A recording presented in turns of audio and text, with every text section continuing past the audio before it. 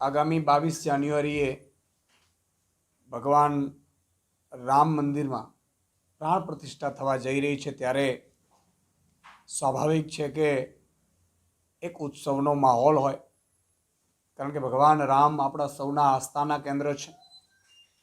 ભગવાન રામના રામ રાજ્યની આપણે પરિકલ્પના કરી રહ્યા છીએ. વર્ષોથી એક તમન્ના છે કે રામ રાજ્ય હોવું જોઈએ.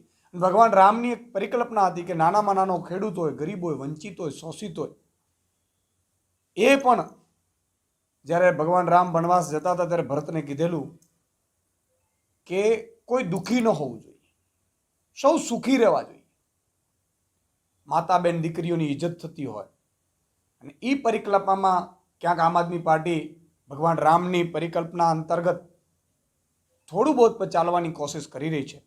ત્યારે આ પ્રાણ પ્રતિષ્ઠાના મહોત્સવમાં આમ આદમી પાર્ટી ગુજરાત યુનિટે 3 દિવસીય કાર્યક્રમનું આયોજન કરવા જઈ રહી છે.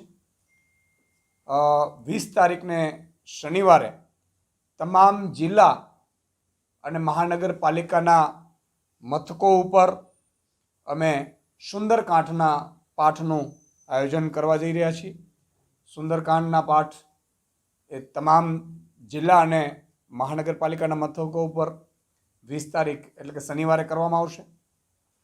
રવિવારે તમામ તાલુકાઓમાં રામધૂનનું આયોજન કરવામાં આવી રહ્યું છે, જેમાં તમામ તાલુકાઓમાં ન માત્ર આમ આદમી પાર્ટીના લોકો પરંતુ ભગવાન રામને માનનારા સૌ સ્વજનો, માતા બેન દીકરીઓ પણ ત્યાં ઉપસ્થિત રહેશે. અને સોમવારે 22 તારીખે અમે એવું આયોજન કર્યું છે કે પ્રાણ પ્રતિષ્ઠાના દિવસે તમામ જિલ્લા, તમામ મહાનગરપાલિકાઓમાં મહાઆરતી, આખો દિવસ રામધૂન અને પંડાલ નાખીને મહાપ્રસાદના વિતરણનું પણ આયોજન કરવામાં આવી રહ્યું છે. આજે આટલો મોટો ઉત્સવ ભગવાન રામનો, એટલે આખું દેશ એક રાહ જોઈ રહ્યું છે કે રામ મંદિરની પ્રાણ પ્રતિષ્ઠા થાય પછી રામ રાજ્ય આવે આખા દેશમાં. આપણે પણ આશા રાખીએ છીએ ગુજરાતમાં પણ રામ રાજ્ય સ્થાપે. 2027માં ભગવાન રામની કૃપા હોય તો ખેડૂતો, વંચિતો, ગરીબો, શોષિતોનું કંઈક સારું થાય.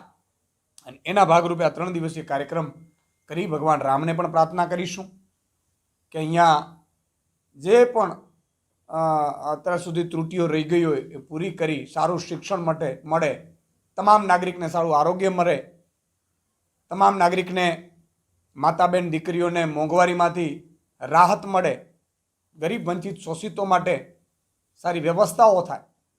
આ તમામ મુદ્દે પ્રાર્થના પણ કરીશું.